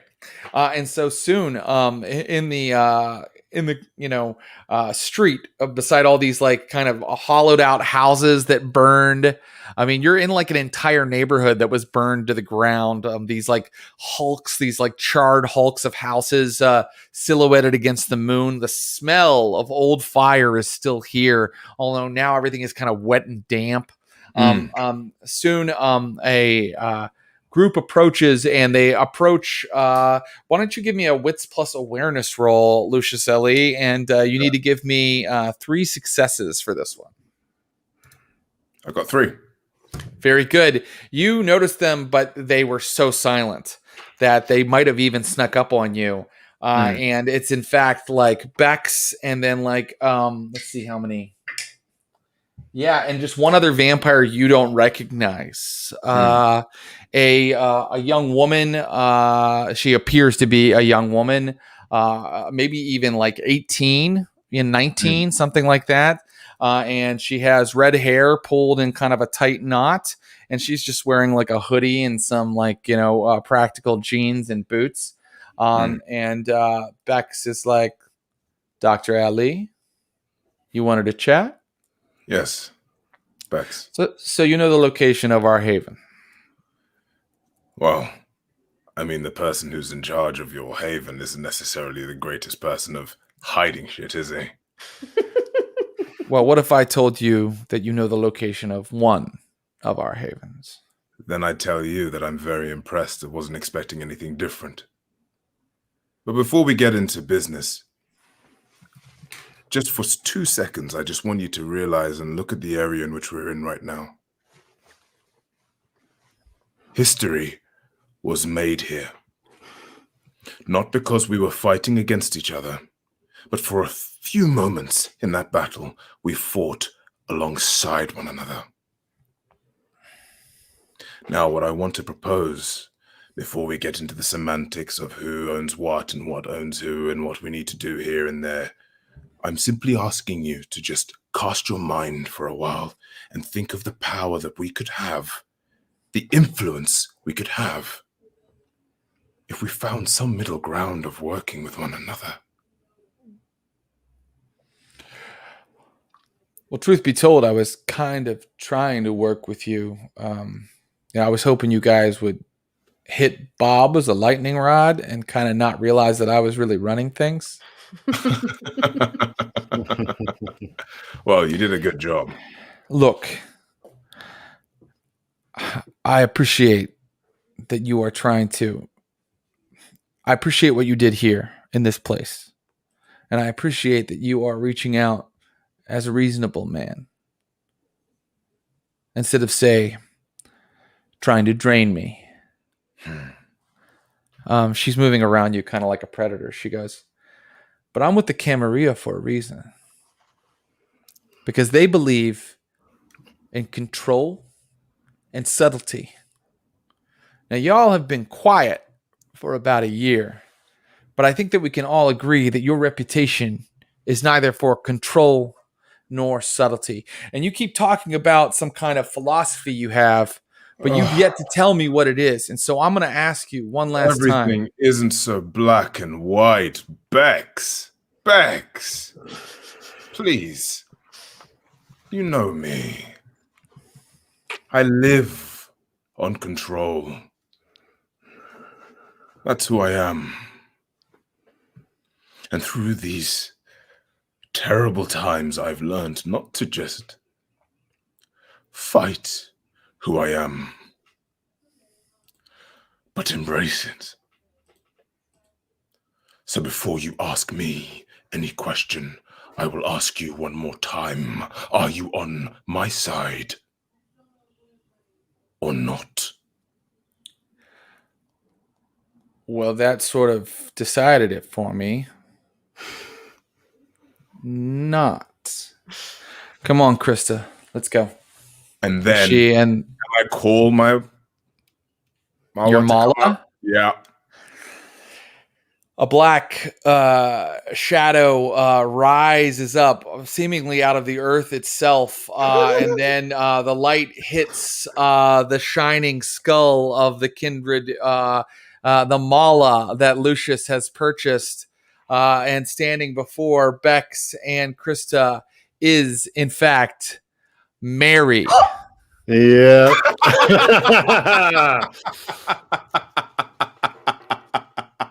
Her stone-like hands extend into claws, and she says, "They have not listened to you speak of the path, Lucius. No.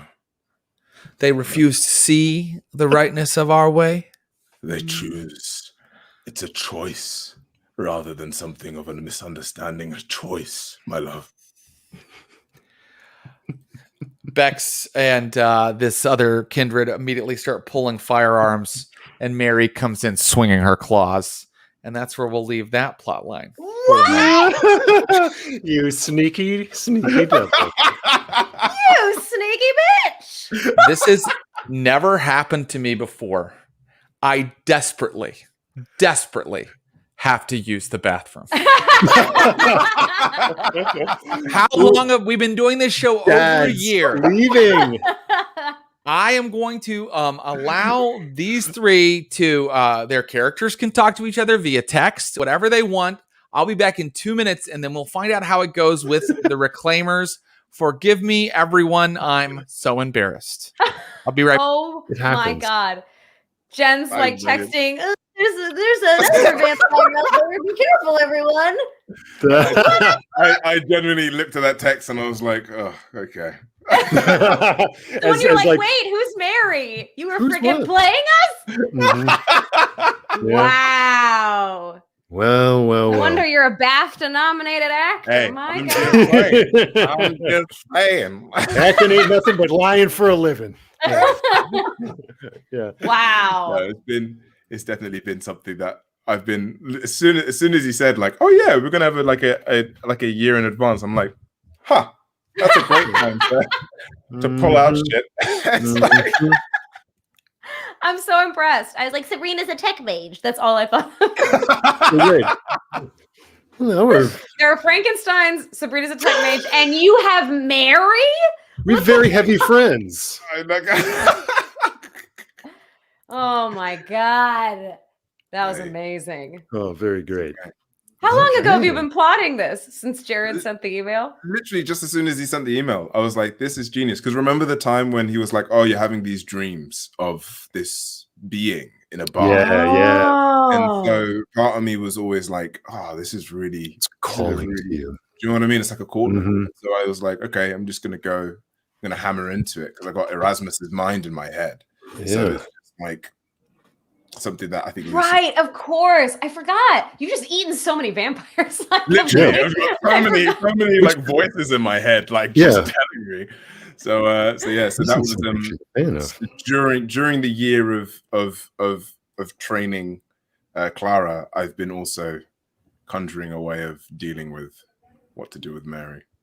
So Wow. Yeah, I think Curtis is while all that is happening, you're having these crazy conversations like Curtis is walking through this Pittsburgh Paws Dog Rescue, and it's like in the night, and it's just like barking, and like looks at the phone, and he's like, and you just see him be like, every dog just falls silent. He's like,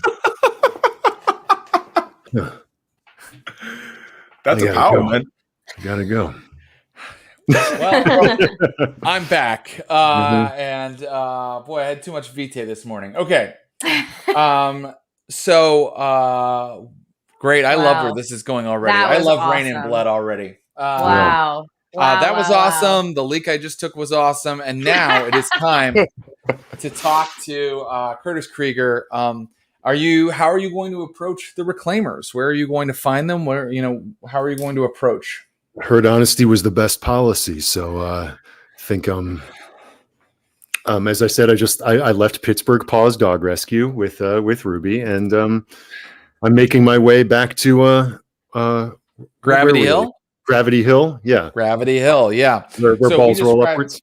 Where the balls roll upwards. So Gravity Hill we described as, there's a suburban neighborhood around it where the Reclaimers make their actual homes, and then there's like a small park, and it's one of those kind of perfunctory kind of like, here you go, here's a seesaw, a couple swings, and a building for the groundskeeper, and that's about it. The buildings for the groundskeeper, of course, is where they had the former Archon Isabel chained up and were kind of slowly draining her to empower their own magics.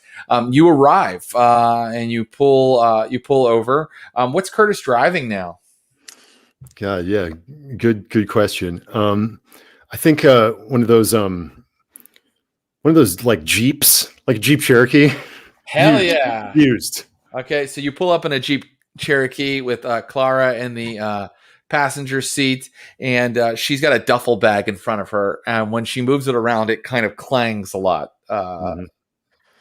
Curtis, heavy loadout. Yeah, well, I mean, so what's the plan? Like, should I stay back here on Overwatch, or do you want me to come in with you? I think you pegged it with honesty being the best policy with these ladies. Chances are pretty hard to keep a secret from them. But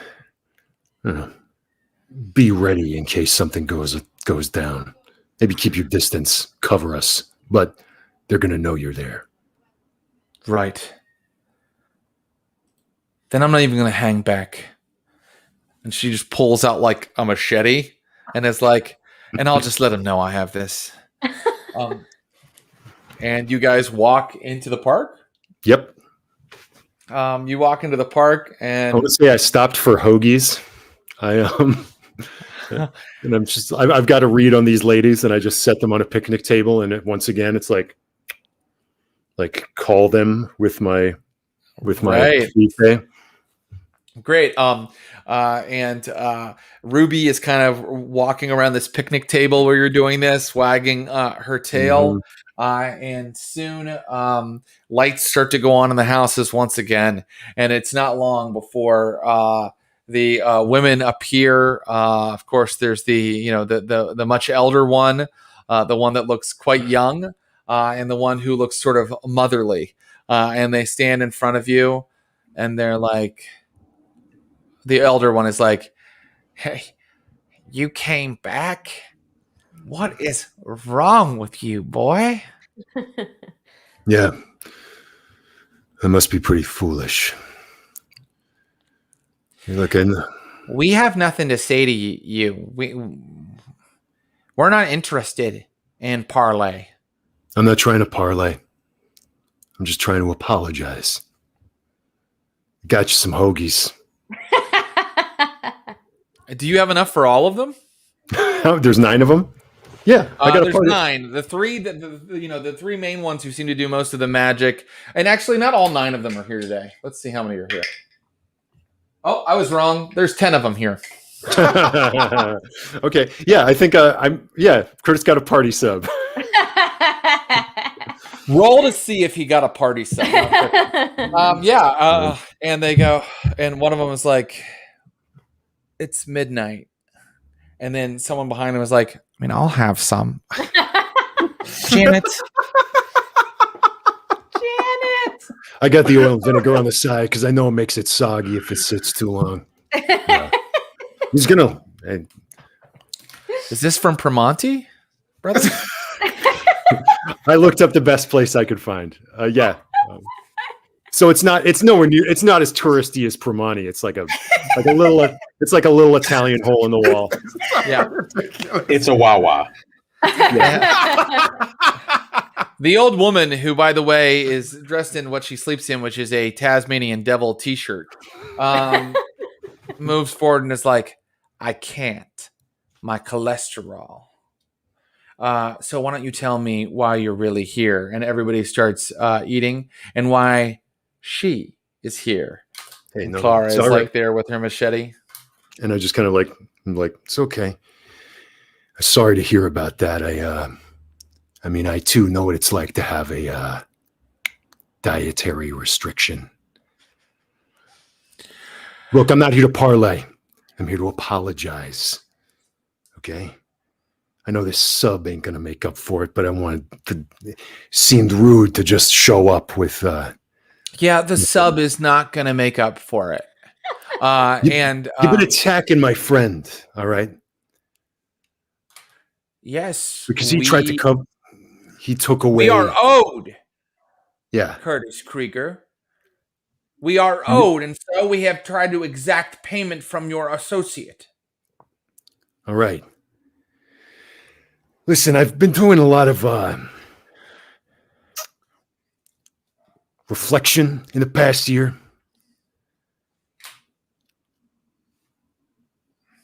I need to take responsibility for the things that I do. I made that deal with you, not Dr. Ali. And so I'm the one who's going to bring you what I said I would. Okay? The youngest of them, who's in kind of like a Victoria's Secret terrible pink set of pajamas that you get for Christmas from an aunt that doesn't know you very well, is like, "Oh, really? Are you going to bring us a vampire?" Because from where I'm standing, it looks like we already have one. And she takes a big bite of hoagie. Mm-hmm. And Clara looks at you and is like, "Just say the word." Mm-hmm. I'm like, yeah. That's what I'm saying.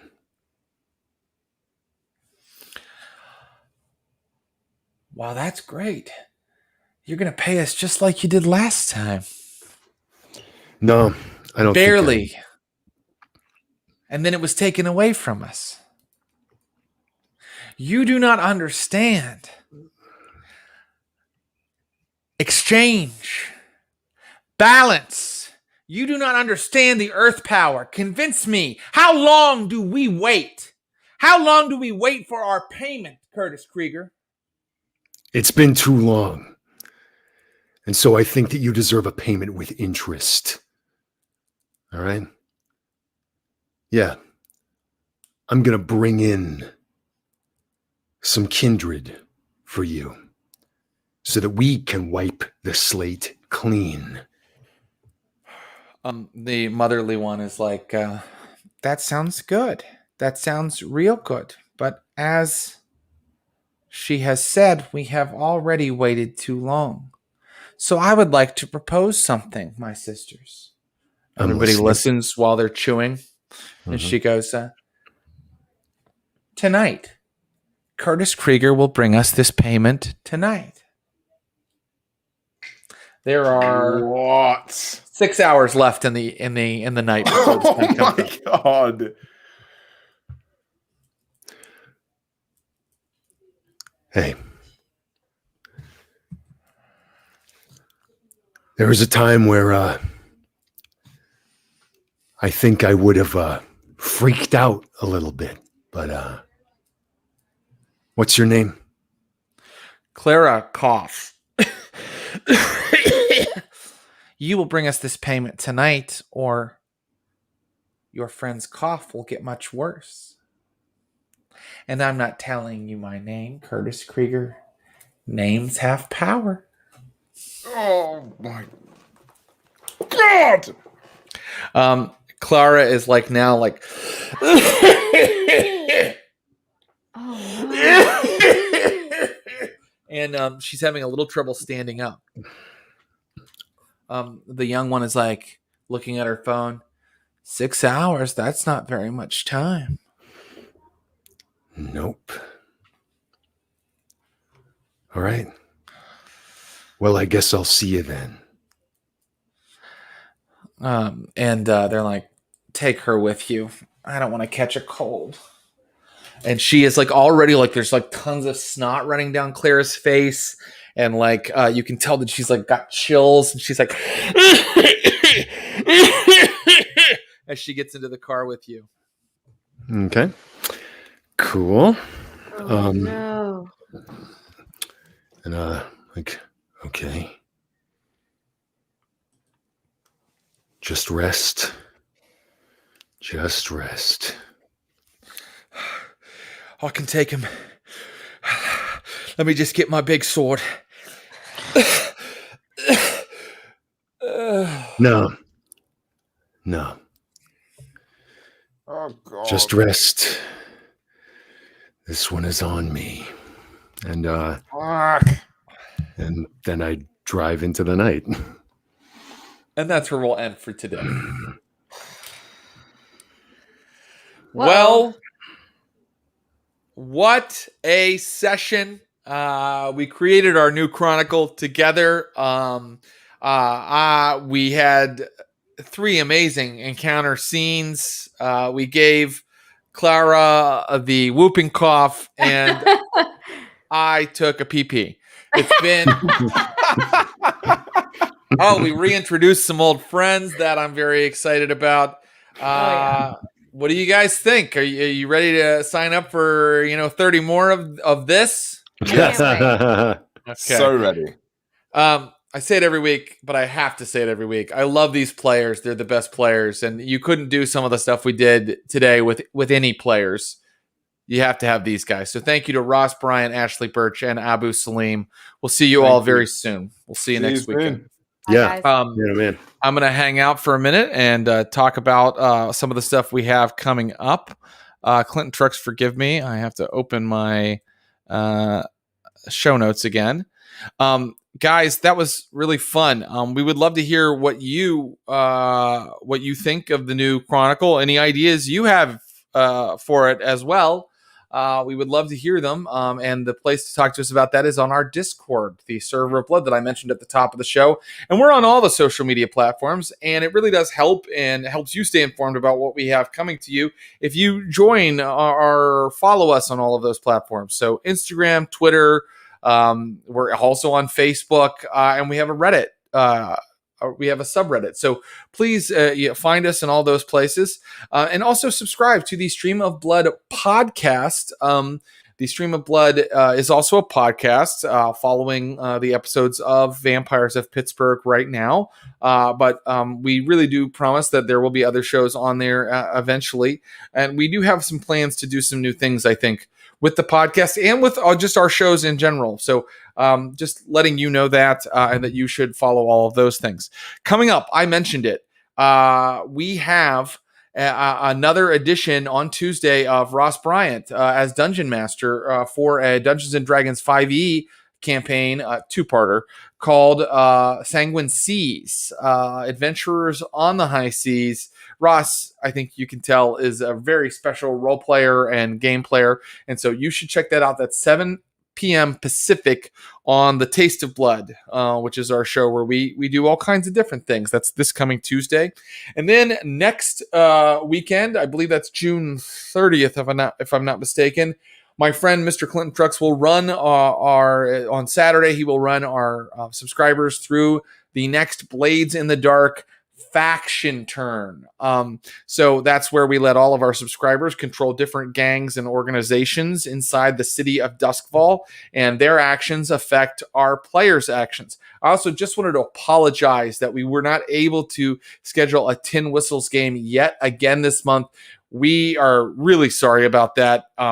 scheduling with the Glass Cannon is tough. Those guys are super, super busy, and things fell through or wires got crossed. You may see some new crews coming to our Dustfall show soon. I'm not saying we're getting rid of anybody. We'll have all of the players we've already had come back, but just to kind of fill in some of the gaps when things like this happen. So keep an eye out for that. But 6 p.m. this coming Saturday, the 30th, we have our faction turn. And then next Sunday, we'll be back with more Rain and Blood, more Vampires of Pittsburgh. Okay, is there any questions or comments? Yes. Have you considered grafting some of the faction content from Blades onto this? I don't think I understand the question, but because Clinton Trucks threw it up there, maybe he would be able to tell me what that means. Grafting some of the, what do you mean? We've introduced a number of new factions to the city of Pittsburgh. I think he's asking if subscribers might have a chance to control them. I answered in the chat and said, no fucking way. No, I'm sorry. So I don't think that's probably going to happen. At one point, I kind of tried running like a bit of a downtime kind of mechanic into our vampire game, but I don't think that it quite perfectly meshes, or I don't know. Our players are one thing I love about these players is that they're so active. And Blades like has right in the rules, like then you do downtime, right? So you're able to go to the players. Okay, look, like it says here, now we do downtime. And so let's do these downtime things. But Vampire doesn't have that in the rule book. And so when we kind of started to do it, our players would just run out and get into all kinds of interesting encounters. And I said, okay, I think I'll kind of let that go a little bit. But you can see that I do like bringing in little elements of other games. Like I mentioned earlier, some of that little world building we did at the top for the new Chronicle was inspired by a game called Microscope. So, if you have ideas for stuff that would fit really well in our vampire universe or any of our games, like little rules and faction content and stuff like that, let us know. Okay. Tell us about the Homebrew Paradox V5 rule. Clint, do you think it's too early? We haven't tested it yet. That's the problem. I'm like kind of testing it right now. God, it's so cool. I want to share it, but okay, we should probably run it a few times. We should run it a few times. Well, I can announce where they're going to see it though, can't I? Yeah, go for it. Okay. So in August, I will be traveling around, but that doesn't mean that you won't get new shows. You're going to get new shows, but they are going to feature, it's going to be a month where you get a different view of things. In August, in place of Vampires of Pittsburgh, you're going to see some pre-recorded episodes of Magi of Pittsburgh. And you're going to see mages in Pittsburgh, their side of things. And when you watch those, you will see I will debut my experimental, not official, and possibly not perfect V5 style mage paradox rules that I've been kind of messing with at home. And like Clint says, we need to test them out a couple times first, but you will see them then when you see Magi of Pittsburgh coming in August. All right. Krasmalax asks, when is the first BloodCon happening? We should do something like that. Someone should tell me what they'd like to see in something like that. Would it be digital? Would it be actually an in-person thing? I don't know. I can tell you that I am going to Gen Con this year. I personally, and there might be an opportunity if you're going, because it is a kind of a smaller in-person event this year, although there'll be a lot of digital content as well. Maybe we can at least meet up there and enjoy a con together. All right, I'm going to go, but I'm going to say thank you to Brian Baldinger and Clinton Trucks, my producers and partners. Clint is my co-writer in all of this. I want to thank Megan Arch, our social media manager, Matt Moynihan, who helps us with YouTube content, and for all of our great graphics, Jill Petracek. Oh, and let's not forget Will Pottorff, Pottorff, for his amazing art. That's it. Until next time, #Blush of Life. I love you all. Good night.